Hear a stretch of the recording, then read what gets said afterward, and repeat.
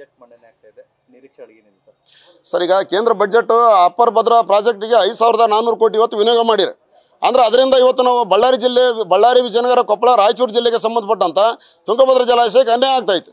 ಅಂದ್ರೆ ನೀವು ಅಲ್ಲಿ 29 TMC ಮೇಲೆ ಬಳಕೆ ಮಾಡೋಕ್ಕೆ ಬಜೆಟ್ ವಿನಿಯೋಗ ಮಾಡಿದರೆ ಇಲ್ಲಿ ನಮ್ಮ ಪರಿಸ್ಥಿತಿಗಳೇನು? ನಮ್ಮಲ್ಲಿ ತುಂಗಭದ್ರಾ ಜಲಾಶಯ ಉಳು ತೆಗಲಾರಕ್ಕಾಗಿ ಇವತ್ತು ನಾವು 33 TMC ಉಳು ತುಂಬಿ ನಾವು ರೈತರೆಲ್ಲ ಅನ್ಯಾಯ ಆಗ್ತಾ ಇದೀವಿ. ಹಂಗಾಗಿ ಕಂಪ್ಲೀಟ್ ಆಗಿ ತುಂಗಭದ್ರಾ ಜಲಾಶಯ ಉಳೆತ್ತಕ್ಕಾಗಿ ಬಜೆಟ್ ವಿನಿಯೋಗ ಮಾಡ್ಬೇಕಂತ ಕೇಳ್ತಾ ಇದೀವಿ. ಅದ್ರ ಜೊತೆಗೆ ಅಪ್ಪರ್ ಕೃಷ್ಣಲಿದ್ದ ತುಂಗಭದ್ರಕ್ಕೆ ನದಿ ಜೋಡಣೆ ಮಾಡಕ್ಕೆ ಸುಮಾರು 1100 ಕೋಟಿ ಖರ್ಚಾಗುತ್ತೆ ಅಂತ ಹೇಳ್ತಾರೆ. ಅದನ್ನು ನೀವು ಯಾಕೆ ಮಾಡಬಾರ್ದು? ಇವತ್ತು ನಮ್ಮ ರೈತರಿಗೆಲ್ಲ ಅನ್ಯಾಯ ಆಗ್ತದಿವಿ. ಇಲ್ಲಿ ಇದು ನ್ಯಾಯದ ನೀರು ಸಿಗದಂಥ ಒಂದು ತುಂಗಭದ್ರಾ ಜಲಾಶಯ ಆಗೈತೆ ನಮ್ಮ ಪರಿಸ್ಥಿತಿ. ಹಂಗಾಗಿ ಅಪ್ಪರ್ ಕೃಷ್ಣ ತುಂಗಭದ್ರಾ ನದಿ ಜೋಡಣೆಗೆ ಇವತ್ತು ನೀವು ಬಜೆಟ್ನಲ್ಲಿ ಹಣಕಾಸು ತೆಗೆದಿಡ್ಬೇಕಂತಕ್ಕಂಥ ಮಾತನ್ನು ಹೇಳಕ್ಕೆ ಇಚ್ಛೆ ಪಡ್ತೀವಿ. ಅದೇ ರೀತಿಯಾಗಿ ಪರ್ಯಾಯ ಜಲಾಶಯ ನಿರ್ಮಾಣ ನವಿಲೆ ಅಂತ ಹೇಳ್ತಾ ಇದ್ದೀರಿ, ಅದನ್ನು ಮಾಡ್ತಾ ಇಲ್ಲ. ಅದು ಸೆಂಟ್ರ್ ಸ್ಟೇಟ್ ಮೇಲೆ ಹೇಳ್ಕೊಂತ ಇದ್ದೀರಿ. ಆ ರೀತಿಯಾಗಿ ಒಬ್ಬರಿಂದ ಒಬ್ಬರು ಅನ್ಯಾಯ ಮಾಡ್ತಾ ನಮ್ಮ ರೈತರಿಗೆ ಅನ್ಯಾಯ ಮಾಡಬೇಡ್ರಿ. ಯಾವುದೇ ಕಾರಣಕ್ಕೂ ಸೆಂಟ್ರಲ್ ಗೌರ್ಮೆಂಟ್ ಕೇವಲ ಅಪರ ಭದ್ರಕ್ಕೆ ಮಾತ್ರ ಅಲ್ಲ, ತುಂಗಭದ್ರಾ ಬಗ್ಗೆ ನೀವು ಎಲ್ಲರೂ ಗಮನ ಹರಿಸ್ಬೇಕಂತಕ್ಕಂಥ ಮಾತನ್ನು ನಾವು ಹೇಳಕ್ಕೆ ಇಚ್ಛೆ ಪಡ್ತಾ ಇದ್ದೀವಿ. ಅಧ್ಯಕ್ಷರು ಪುರುಷೋತ್ತಮಗೌಡ, ತುಂಗಭದ್ರಾ ರೈತ ಸಂಘ. ಸರ್, ಈ ಬಾರಿ ಕೇಂದ್ರ ಸರ್ಕಾರದ ಬಜೆಟ್ನಲ್ಲಿ ಬಳ್ಳಾರಿಗೆ ಅವಶ್ಯಕತೆವಾಗಿರಬೇಕಂದ್ರೆ ಮೊದಲನೇ ಬಾರಿಗೆ ಮೆಣಸಿನಕಾಯಿ ಮಾರುಕಟ್ಟೆಯನ್ನು ಅತಿ ಶೀಘ್ರದಲ್ಲಿ ಈ ಬಜೆಟಲ್ಲಿ ಘೋಷಣೆ ಮಾಡಬೇಕು. ತದನಂತರ ವಿದ್ಯಾರ್ಥಿಗಳಿಗೆ ಅನುಕೂಲವಾಗುವಂತೆ ಬಳ್ಳಾರಿ ಜಿಲ್ಲೆಯಲ್ಲಿ ನವೋದಯ ಶಾಲೆಯೊಂದನ್ನು ತೆರೆದು ಬಡ ಮಕ್ಕಳಿಗೆ ಅನುಕೂಲ ಮಾಡಿಕೊಡಬೇಕು. ಮತ್ತು ಇಂಟರ್ನ್ಯಾಷನಲ್ ಏರ್ಪೋರ್ಟ್ ಕೂಡ ಅತಿ ಬೇಗನೆ ಮಾಡಬೇಕು. ಲಾಸ್ಟ್ ಟೈಮ್ ಬೆಳಗಾವಿ ಆ ಕಡೆ ಎಲ್ಲ ಮಾಡಿದ್ರು, ಶಿವಮೊಗ್ಗ. ಈ ಬೇರೆ ಮಾಡಲಿಲ್ಲ, ಬಳ್ಳಾರಿ ಈ ಬೇರೆ ಘೋಷಣೆ ಮಾಡಬೇಕು. ಮತ್ತು ಸೈನ್ಸಿಸ್ಟ್ ವಿದ್ಯಾರ್ಥಿಗಳ ಪ್ರಯೋಗಾಲಯಗಳನ್ನು ವೈದ್ಯಕೀಯ ಕಾಲೇಜುಗಳ ಮುಖಾಂತರ, ಇನ್ಸ್ಟ್ರೂಮೆಂಟ್ಗಳ ಮುಖಾಂತರ ವಿದ್ಯಾರ್ಥಿಗಳಿಗೆ ಅನುಕೂಲ ಮಾಡಿಕೊಟ್ರೆ ಚೆನ್ನಾಗಿರ್ತೈತೆ. ಅದೇ ರೀತಿಯಾಗಿ ಅತಿ ಹೆಚ್ಚಿಗೆ, ಯಾಕಂದರೆ ಅಖಂಡ ಜಿಲ್ಲೆ ಇದ್ದಾಗ ನವೋದಯ ಶಾಲೆ ಇತ್ತು, ಇವಾಗ ಇಲ್ಲ. ಯಾಕಂದರೆ ಹೊಸಪೇಟೆಯಲ್ಲಿ ಸೇರೈತೆ. ನಮ್ಮ ಬಳ್ಳಾರಿಯಲ್ಲಿ ಕೂಡ ಒಂದು ಇರಲಿ ಅಂತಂದೇಳಿ ವಿದ್ಯಾರ್ಥಿಗಳ ಕೂಗು ಮತ್ತು ಸಾರ್ವಜನಿಕರ ಕೂಗೈತೆ. ಅದ್ರ ಪ್ರಕಾರ ಇರಬೇಕು. ಮತ್ತು ರೈಲ್ವೆ ಸಂಪರ್ಕ ಕೂಡ ಅತಿ ಬೇಗನೆ ಬಳ್ಳಾರಿಯಿಂದ ಸುರಗುಪ್ಪ, ಸಿಂಧನೂರು, ರಾಯಚೂರು ಈ ಕಡೆ ಕಲ್ಪಿಸಿಕೊಟ್ರೆ ಜನಕ್ಕೆ ಅನುಕೂಲ ಆಗುತ್ತಂತಂದೇಳಿ ನಾನು ಹೇಳಕ್ಕೆ ಇಷ್ಟಪಡ್ತೀನಿ ಸರ್. ಸಿದ್ದೇಶ್ ಉಳೂರು. ಇವಾಗ ಸಾಕಷ್ಟು ಕಡೆ ಬಳ್ಳಾರಿಲಿ ಟೋಟಲ್ ಆಗಿ 32 ಕಡೆ ರಸ್ತೆ ಸ್ಟಾರ್ಟ್ ಮಾಡಿದ್ದಾರೆ. ಅದು ಅರ್ಧಂಬರ್ಧ ನಿಂದ್ರಿಸಿದ್ದಾರೆ. ಅದನ್ನು ಪೂರ್ತಿಯಾಗಿ ಸ್ಟಾರ್ಟ್ ಮಾಡಿ ಇವಾಗ ಮೊನ್ನೆ ರಾಯಲ್ ಹತ್ರ ರೋಡ್ ಮಾಡಿದ್ದಾರೆ. ಅದನ್ನು ಜನವರಿ 26 ನಾವು ಸ್ಟಾರ್ಟ್ ಮಾಡ್ತೀವಿ, ಓಪನ್ ಮಾಡ್ತೀವಿ ಅಂತ ಹೇಳಿದ್ರು. ಅದರಿಂದ ಏನೇನು ತೊಂದರೆ ಆಗ್ತಿದೆ ಅಂದರೆ ಹಾಸ್ಪಿಟ್ಲಲ್ಲಿ ಹೋಗೋರಿಗೆ ಈ ಕಡೆಯಿಂದ ಎಲ್ಲ ಸುತ್ತರ್ಕೊಂಡು ಹೋಗ್ಬೇಕು ನಮ್ಮ ಬಳ್ಳಾರಿ ಭಾಗದಲ್ಲಿ. ಅದನ್ನು ಓಪನ್ ಮಾಡಿದರೆ ಸಾಕಷ್ಟು ಜನ ಅಡ್ಡೋಡೋರಿಗೆ ಏನು ತೊಂದರೆ ಆಗ್ತಿದ್ದಿಲ್ಲ. ಮತ್ತು ಬೇರೆ ಕಡೆ ಎಲ್ಲ ಸ್ಟಾರ್ಟ್ ಮಾಡಿದ್ದಾರೆ, ಅದು ಕೂಡ ಅರ್ಧಂಬರ್ಧ ಹಂಗೆ ಇವೆ. ಇವಾಗ ಸಾಕಷ್ಟು ಕಡೆ ಬಳ್ಳಾರಿಲಿ ಟೋಟಲ್ ಆಗಿ 32 ಕಡೆ ರಸ್ತೆ ಸ್ಟಾರ್ಟ್ ಮಾಡಿದ್ದಾರೆ. ಅದು ಅರ್ಧಂಬರ್ಧ ನಿಂದ್ರಿಸಿದ್ದಾರೆ. ಅದನ್ನು ಪೂರ್ತಿಯಾಗಿ ಸ್ಟಾರ್ಟ್ ಮಾಡಿ ಇವಾಗ ಮೊನ್ನೆ ರಾಯಲ್ ಹತ್ರ ರೋಡ್ ಮಾಡಿದ್ದಾರೆ. ಅದನ್ನು ಜನವರಿ 26 ನಾವು ಸ್ಟಾರ್ಟ್ ಮಾಡ್ತೀವಿ, ಓಪನ್ ಮಾಡ್ತೀವಿ ಅಂತ ಹೇಳಿದ್ರು. ಅದರಿಂದ ಏನೇನು ತೊಂದರೆ ಆಗ್ತಿದೆ ಅಂದರೆ ಹಾಸ್ಪಿಟ್ಲಲ್ಲಿ ಹೋಗೋರಿಗೆ ಈ ಕಡೆಯಿಂದ ಎಲ್ಲ ಸುತ್ತರ್ಕೊಂಡು ಹೋಗ್ಬೇಕು ನಮ್ಮ ಬಳ್ಳಾರಿ ಭಾಗದಲ್ಲಿ. ಅದನ್ನು ಓಪನ್ ಮಾಡಿದರೆ ಸಾಕಷ್ಟು ಜನ ಅಡ್ಡೋಡೋರಿಗೆ ಏನು ತೊಂದರೆ ಆಗ್ತಿದ್ದಿಲ್ಲ. ಮತ್ತು ಬೇರೆ ಕಡೆ ಎಲ್ಲ ಸ್ಟಾರ್ಟ್ ಮಾಡಿದ್ದಾರೆ, ಅದು ಕೂಡ ಅರ್ಧಂಬರ್ಧ ಹಂಗೆ ಇವೆ. ಇವಾಗ ಮೊನ್ನೆ ಇದು ಹೊಸಪೇಟೆ ರೋಡು ನಾವು ಹಿಂಗೆ ಹೋಗ್ಬೇಕಾದ್ರೆ ಎಷ್ಟು ರೀತಿ ಸೌಲಭ್ಯ ಇರ್ತಿತ್ತು. ಇವಾಗ ನೋಡಿದರೆ ಡೈರೆಕ್ಟ್ ಸುಧಾ ಕ್ರಾಸಿಂದ ಮೋತಿಯಿಂದ ಡೈರೆಕ್ಟ್ ಹೊಸ ಬಸ್ ಸ್ಟ್ಯಾಂಡು. ಅದೇ ಮೊದಲಾಗಿದ್ದರೆ ನಮಗೆ ಓಪಡಿ ಹತ್ರ ಸ್ಟಾಪ್ ಮಾಡ್ತಿತ್ತು, SP ಸರ್ಕಲ್ ಹತ್ರ ಸ್ಟಾಪ್ ಮಾಡ್ತಿತ್ತು, ಕುಮಾರಸ್ವಾಮಿ ಟೆಂಪಲಲ್ಲಿ ಸ್ಟಾಪ್ ಮಾಡ್ತಿತ್ತು. ಈ ರೀತಿ ಎಲ್ಲ ಇರ್ತಾವ. ಹಿಂಗೆ ಡೈರೆಕ್ಟಾಗಿ ಇಳಿತೀವಿ ಅಂದ್ಕೊಂಡಿರ್ತಾರೆ. ಇದು ರಸ್ತೆ ಸ್ಟಾರ್ಟ್ ಮಾಡಿ ನಾವೇನೋ ಮಾಡ್ತೀವಿ ಅಂತ ಸ್ಟಾರ್ಟ್ ಮಾಡಿದ್ದಾರೆ. ಅದನ್ನು ಜಲ್ದಿ ಮುಗಿಸಿದ್ರೆ ಭಾಳ ಒಳ್ಳೆಯದು. ಈಗ ಕೇಂದ್ರದಿಂದ ಇಲ್ಲಿ ಬಳ್ಳಾರಿಗೆ ವಿದ್ಯಾರ್ಥಿಗಳಿಗೆ ಅನುಕೂಲ ಆಗಬೇಕಾಗಿರೋದು ಏನಿದೆ ಅಂತ? ಕಾಲೇಜುಗಳು, ವೈದ್ಯಕೀಯ ಕಾಲೇಜ್ ಇಲ್ಲ, ಅದ್ರ ಬಗ್ಗೆ ನಿಮ್ಮ ನಿರೀಕ್ಷೆ ಇದೆಯಾ? ವೈದ್ಯಕೀಯ ಕಾಲೇಜ್ ಆದರೆ ಒಳ್ಳೆಯದು. ಅವರು ನಮ್ದೇನಿದೆ ನಾವು ಹೇಳ್ತೀವಿ, ಅವ್ರು ಮಾಡಿದ್ರೆ ಒಳ್ಳೇದು. ಈಗ ಯಾಕಂದ್ರೆ ಎಲ್ರಿಗೂ ದುಡ್ಡು ಕೊಟ್ಟು ಓದಿಸೋಕ್ಕಾಗೋದಿಲ್ಲ. ಕೆಲವರು ಅಷ್ಟೇ ಗೌರ್ಮೆಂಟಲ್ಲಿ ಸೀಟ್ ಅದ್ರ ತೊಗೊಂಡು ಮಾಡ್ಬೋದಂತ ನಿರೀಕ್ಷೆ ಇದೆಯಾ ಹಿಂಗೆ ಅಂತ? ಹಾಂ ಸರ್, ಮಾಡಬೇಕು ಸರ್ ಅಷ್ಟೇ. ನಿಮ್ದು ಒತ್ತಾಯ ಆಗಬೇಕು, ಇಲ್ಲೊಂದು ಬಳ್ಳಾರಿ ವೈದ್ಯಕೀಯ ಕಾಲೇಜ್ ಆಗಲಿ ಅಂತ ನೀವು ಹೇಳಿದ್ರೆ. ಎಲ್ಲ ಬೇರೆ ಬೇರೆ ಕಡೆಯಲ್ಲೇ ಇದ್ದಾವೆ, ಬಳ್ಳಾರಿಲೂ ಆಗಬೇಕು ಅನ್ನೋದೇ ನಮ್ಮ ಆಸೆ. ಓಕೆ, ನಿಮ್ಮ ಹೆಸರು ಹೇಳಿ. ನಮ್ಮ ಹೆಸರು P. ದೀಪಿಕಾ ಅಂತ. ಕೇಂದ್ರದಿಂದ ಬಜೆಟ್ ಮಂಡನೆ ಆಗ್ತಾ ಇದೆ, ಆದರೆ ಅದು ಬಳ್ಳಾರಿ ಜಿಲ್ಲೆಗೆ ಸರಿಯಾದ ರೀತಿಯಲ್ಲಿ ಸಿಗ್ತಾ ಇಲ್ಲ. ಆದ ಕಾರಣ ಬಳ್ಳಾರಿ ಜಿಲ್ಲೆ ಹಿಂದುಳಿದ ಜಿಲ್ಲೆನೇ ಎಂದು ಹೆಸರಾಗಿದೆ. ಈ ಜಿಲ್ಲೆ ಅಭಿವೃದ್ಧಿ ಆಗಬೇಕಂದ್ರೆ ಇಲ್ಲಿನ ಸಚಿವರು, ಸಂಸದರು, ಆಕಾಂಕ್ಷಿಗಳು ಎಲ್ಲರೂ ಶ್ರಮಪಟ್ಟು ಕೆಲಸ ಮಾಡಿದ್ರೆ ಮಾತ್ರ ಆಗುತ್ತೆ. ಈಗ ಈ ಬಳ್ಳಾರಿ ಉಸ್ತುವಾರಿ ಸಚಿವ ಜಮೀರ್ ಅಹಮದ್ ಅವರು ಈ ಬಳ್ಳಾರಿ ಬರೋದೇ ಇಲ್ಲ. ಬಂದ್ರು ಗುಣ ಬಳ್ಳಾರಿ ಕ್ರೀಡಾಂಗಣ ಬಿಟ್ಟು ಈ ಆಫೀಸ್ಗಳಲ್ಲಿ ಮಾತ್ರ ಇರ್ತಾರೆ.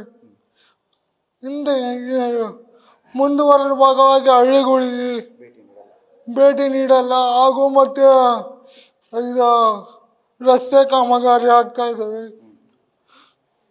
ಇದು ಹಳ್ಳಿಗಳಿಗೆ 2 ಬಸ್ ಬಿಟ್ರೆ ಈಗ ಅನುಕೂಲ ಆಗುತ್ತೆ. ಮತ್ತು ನಾವು ವಿದ್ಯಾರ್ಥಿಗಳು ಊರಿಗೆ ಒಂದೊಂದೇ ಬಸ್ ಇರ್ತಾವ. ಆ ಬಸ್ ಮಿಸ್ ಆದರೆ 2 ಅವರ್ ಕಾಯಬೇಕಾಗುತ್ತೆ. ಕಾದ್ರೂ ಅಲ್ಲಿ ನಾವು ಡೋರಲ್ಲಿ ಜಿಗಿಬಿದ್ದು ಈಗ ನೀವು ಒಬ್ರು ವಿದ್ಯಾರ್ಥಿ, ಹೌದು. ಈಗ ವಿದ್ಯಾರ್ಥಿಯಾಗಿ ಕೇಂದ್ರದಿಂದ ಬಜೆಟ್ ಅಲ್ಲಿ ಇಲ್ಲಿ ನಿರೀಕ್ಷೆಗಳು ಏನು ಇಟ್ಕೊಂಡಿದ್ರಿ, ಇಲ್ಲಿ ಏನಾಗಬೇಕು ಅಂತ? ಸರ್, ಇಲ್ಲಿ ಕೇಂದ್ರದಿಂದ ಬಜೆಟ್ ಮಂಡನೆ ಆದ್ರೂ ಅದು ನಿರೀಕ್ಷೆಗಳಂದ್ರೆ ಒಂದು ಸರಿಯಾದ ಕೌಶಲ್ಯ ಅಭಿವೃದ್ಧಿ ಕೇಂದ್ರ ಮತ್ತು ಸಂಸ್ಥೆಗಳು ಸ್ಥಾಪನೆ ಆಗಿ ಮತ್ತು ಆಸ್ಪತ್ರೆಗಳು ಇನ್ನ ಅಭಿವೃದ್ಧಿ ಆಗಬೇಕು. ಇಲ್ಲಿನ ಫೆಸಿಲಿಟಿ ಚೆನ್ನಾಗಿಲ್ಲ. ಆದ್ದರಿಂದ ಫೆಸಿಲಿಟಿ ಇನ್ನೂ ಅಭಿವೃದ್ಧಿ ಆಗಿ ಒಳ್ಳೊಳ್ಳೆ ವಿಶ್ವವಿದ್ಯಾಲಯಗಳು ಇಲ್ಲಿ ಸ್ಥಾಪನೆ ಆಗಬೇಕಂತ ನಿರೀಕ್ಷೆ ಇದೆ. ಸಂತೋಷ್. ಮುಖ್ಯವಾಗಿ ವಿದ್ಯಾರ್ಥಿಗಳ ಅನುಕೂಲ ಆಗಬೇಕು. ಮತ್ತು ಹಳ್ಳಿ ಸಾಕಷ್ಟು ಮಂದಿ ರೈತರ ಮಕ್ಕಳಾಗಿರೋದ್ರಿಂದ ಹಳ್ಳಿಯಿಂದ ಸಿಟಿಗೆ ಬರೋ ಸಮಸ್ಯೆ ಭಾಳ ತೊಂದರೆ ಆಗಿದೆ. ಬಸ್ಸಿನ ಸಮಸ್ಯೆ ಪ್ರತಿಯೊಂದು ಹಳ್ಳಿಯಲ್ಲಿ ಇದೆ. ಅದು ಸರಿಪಡಿಸ್ಬೇಕು. ಕೇಂದ್ರ ಬಜೆಟ್ ಮಂಡನೆ ಇದೆ ಅಲ್ವಾ, ಅದು ಫಸ್ಟಾಗಿ ಸರಿ ಮಾಡಿಸ್ಬೇಕು. ತದನಂತರ ಈ ದುರ್ಗಮ್ಮ ಗುಡಿ ಹತ್ರ ಭಾಳ ತೊಂದರೆ ಆಗ್ತಿದೆ. ಅಲ್ಲಲ್ಲಿ ಮೋತಿಯಿಂದ ಈ ಸಂಗಮವರೆಗೆ ಬರೋಕ್ಕಾದ್ರೂ ಒಂದು 20 ಮಿನಿಟ್ಸ್ ಆಗುತ್ತೆ. ಆದರೆ ಇದೇ ಜಲ್ದಿ ಕಾಮಗಾರಿಕೆ ಜಲ್ದಿ ಮುಗಿದು ಇಲ್ಲಿ ರಾಯಲ್ಲಿ ಸ್ಟಾಪ್ ಮಾಡಿಬಿಟ್ರೆ ನಮಗೆ 10 ಮಿನಿಟ್ಸ್ ಒಳಗೆ ಬಂದುಬಿಡ್ತೀವಿ. ಅಲ್ಲಿ ಬಂದು ಲೆಕ್ಚರ್ಸು ಬೈಯೋದು ನಮಗೆ, ಮತ್ತು ಹೊರಗೆ ನಿಂದ್ರಿಸೋದು ಭಾಳ ತೊಂದರೆ ಆಗ್ತಿದೆ. ಅದರಿಂದ ಜಲ್ದಿ ಬೇಗ ಕಾಮಗಾರಿಕೆ ಮಾಡಿ ಬಿಟ್ಬಿಟ್ರೆ ಸರಿಯಾಗ್ತದೆ. ಪ್ರಮುಖವಾಗಿ ರೈತರು ಅನುಕೂಲವಾಗಿ ಬ್ಯಾಡಿಗೆ ಮೆಣಸಿನ್ಕಾಯಿ ಬಳ್ಳಾರಿ ಭಾಗದ ಕಡೆ ಎಲ್ಲ ಮೆಣಸಿನ್ಕಾಯಿ ಜಾಸ್ತಿ ಬೆಳೆಸ್ತಾರೆ. ಹಾಗಾಗಿ ಇಲ್ಲೆಲ್ಲಿಂದ ಮಾರ್ಕೆಟಿಗೆ ಅಂದರೆ ಹಾವೇರಿ ಜಿಲ್ಲೆ ಬ್ಯಾಡಗಿ ತಾಲೂಕಿಗೆ ಹೋಗ್ಬೇಕಾದ್ರಿಗಿನ ಅತಿ ಹೆಚ್ಚು ವೆಚ್ಚ ಆಗುತ್ತೆ. ಆದ್ದರಿಂದ ನಮ್ಮ ಬಳ್ಳಾರಿ ಡಿಸ್ಟಿಕ್ಕಲ್ಲೇ ಒಂದು ಮಾರ್ಕೆಟನ್ನು ಓಪನ್ ಮಾಡಿದರೆ ನಮ್ಮ ರೈತರಿಗೆ ಅಲ್ಲಿ ಪ್ರತಿಯೊಂದಕ್ಕಾದ್ರೂ ಸಮಸ್ಯೆ ಸ್ವಲ್ಪ ಪರಿಹಾರ ಮತ್ತು ವೆಚ್ಚಗುಣ ಕಡಿಮೆ ಆಗುತ್ತೆ. ಆದ್ದರಿಂದ ಸ್ವಲ್ಪ ಕೇಂದ್ರ ಬಜೆಟ್ ಮಂಡನೆಯಲ್ಲಿ ನಮ್ಮ ಬಳ್ಳಾರಿಗೆ ಕಲ್ಯಾಣ ಕರ್ನಾಟಕ ಅಂತಾರೆ, ಏನು ಕಲ್ಯಾಣವಾಗಿಲ್ಲ ನಮ್ಮ ಬಳ್ಳಾರಿನೇ. ಪ್ರಮುಖವಾಗಿ ರಸ್ತೆ, ಬಸ್ಸು ಮತ್ತು ಎಷ್ಟೋ ಸಮಸ್ಯೆಗಳು ಎದುರಿಸ್ತಾ ಇದೆ. ಆದರೆ ಈಗ ಕೇಂದ್ರದಿಂದ ನಮಗೆ ಸ್ವಲ್ಪ ಅನುಕೂಲ ಆಗಲಿ ಅಂತ ಅವ್ರ ಹತ್ರ ಕೇಳ್ತಾ ಇದ್ದೀವಿ. ಸರ್ಕಾರಿ ಕಾಲೇಜುಗಳಲ್ಲಿ ಅತಿ ಹೆಚ್ಚು ಅಂಗವಿಕಲರಿದ್ದಾರೆ.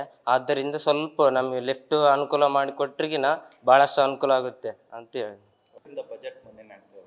ನೀವು ಒಬ್ಬ ವಿದ್ಯಾರ್ಥಿಯಾಗಿ ಬಳ್ಳಾರಿಯಲ್ಲಿ ಏನು ನಿರೀಕ್ಷೆ ಇಟ್ಕೊಂಡಿದ್ದೀರಿ? ಬಳ್ಳಾರಿಯಲ್ಲಿ ನಿರೀಕ್ಷೆ ಏನೆಂದರೆ ಕೆಲವೊಂದು OBC ಹಾಸ್ಟೆಲ್ ಆಗಲಿ, SC ST ಹಾಸ್ಟೆಲ್ ಆಗಲಿ ಸರಿಯಾದ ಸೌಲಭ್ಯಗಳಿಲ್ಲ.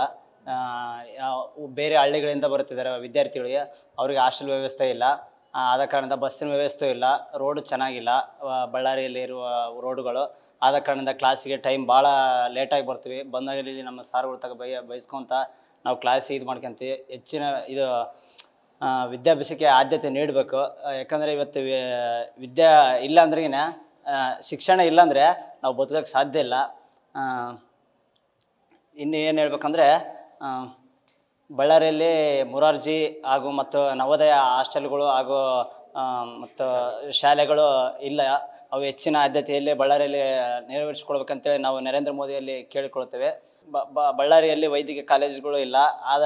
ಅವುಗಳನ್ನು ನಿರ್ವಹಿಸ್ಬೇಕಂತೇಳಿ ನರೇಂದ್ರ ಮೋದಿ ಸರ್ ಅವ್ರ ಥರ ಕೇಳ್ಕೊಳ್ತೇವೆ. ಇನ್ನು ಬಳ್ಳಾರಿಯಲ್ಲಿ ಹಲವಾರು ಸಮಸ್ಯೆಗಳಿದೆ. ವಿದ್ಯಾರ್ಥಿಗಳ ಸಮಸ್ಯೆ ಭಾಳ ಇದೆ. SC ST ಆಗಲಿ OBC ಆಗಲಿ ಸರಿಯಾದ ಸ್ಕಾಲರ್ಶಿಪ್ಗಳು ಬರ್ತಾ ಇಲ್ಲ.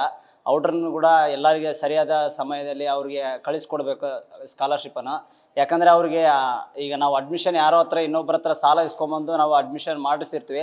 ಆ ಸ್ಕಾಲರ್ಶಿಪ್ ಬಂದರೆ ನಾವು ಅವ್ರಿಗೆ ಸಾಲ ಕಟ್ಟಿ ನಾವು ಮುಂದಿನ ವಿದ್ಯಾಭ್ಯಾಸವನ್ನು ಮುಂದೆ ಓದ್ಬೋದು. ಇಲ್ಲಾಂದರೆ ನಾವು ಅಲ್ಲಿಗೆ ಸ್ಟಾಪ್ ಆಗುತ್ತೆ. ಬಡ ವಿದ್ಯಾರ್ಥಿಗಳು ಇರ್ತವೆ ಭಾಳ ಜನ, ಹಳ್ಳಿಯಿಂದ ಬಂದು ನಾವು ಇಲ್ಲಿ ಚೆನ್ನಾಗಿ ಓದ್ಬೇಕಂತೇಳಿ ಬಂದಿರ್ತೀವಿ. ಬಟ್ ಆ ವ್ಯವಸ್ಥೆಗಳನ್ನೆಲ್ಲ ನೆರವೇರಿಸ್ಬೇಕಂತೇಳಿ ನಾವು ನರೇಂದ್ರ ಮೋದಿ ಸರ್ ಅವ್ರ ಹತ್ರ ಕೇಳ್ಕೊಳ್ತೀವಿ. ಈಗ ಸಂವಿಧಾನವನ್ನು ಜಾರಿಗೆ ತಂದರು. ಆ ಸಂವಿಧಾನ ಜಾರಿಗೆ ತಂದ್ರೆ ಆ ಸಂವಿಧಾನ ತಕ್ಕಂಗೆ ಯಾರು ನಡೀತಾ ಇಲ್ಲ. ಇಲ್ಲಿ ಯಾರು ರಾಜಕಾರಣಿ ವ್ಯಕ್ತಿಗಳಿದಾರಲ್ಲ ಅವ್ರದ್ದಾದ ನಿಯಮಗಳಿಂದ ನಡೀತಾ ಇದೆ. ಇಲ್ಲಿ ವಿದ್ಯಾರ್ಥಿಗಳಿಗೆ ಭಾಳ ಮೋಸ ಆಗಿದೆ. ಮತ್ತು ಹೆಚ್ಚಿನ ಉದ್ಯೋಗಗಳನ್ನು ಮೀಸಲಾತಿ ನೀಡಬೇಕು. ಇವತ್ತು ಎಷ್ಟೋ ಜನ ಉದ್ಯೋಗಕ್ಕೋಸ್ಕರ ಬಡದಾಡ್ತಿದ್ದಾರೆ. ಅವ್ರು ಯಾರಿಗೂ ಸರಿಯಾದ ರೀತಿಯಲ್ಲಿ ಉದ್ಯೋಗ ಸಿಗ್ತಾ ಇಲ್ಲ. ಆದರೂ ಪ್ರೈವೇಟಲ್ಲಿ ಸೇರ್ಬೇಕಂತ ಹೋದ್ರೂ ಪ್ರೈವೇಟಲ್ಲೂ ಸಿಗ್ತಾ ಇಲ್ಲ. ನಾವು 15 ವರ್ಷ 17 ವರ್ಷ ಕಷ್ಟ ಬಿದ್ದು ಓದಿರ್ತೀವಿ. ಆದ್ರೆ ನಾವು 17 ವರ್ಷ ಓದಿರೂ ನಾವು ಮಾರ್ಕ್ಸ್ ಕಾರ್ಡ್ ಇಟ್ಕೊಂಡು ನಾವು ಸುಮ್ಮನೆ ಮನೆಯಲ್ಲಿ ಕೂರೋದಾಗಿದೆ.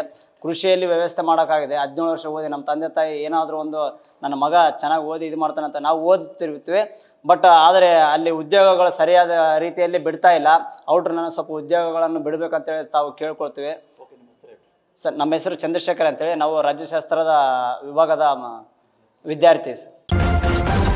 ನ್ಯೂಸ್ ಫಸ್ಟ್ ನಿರ್ಭೀತಿಯಿಂದ ನಿಮ್ಮ ಪರವಾಗಿ.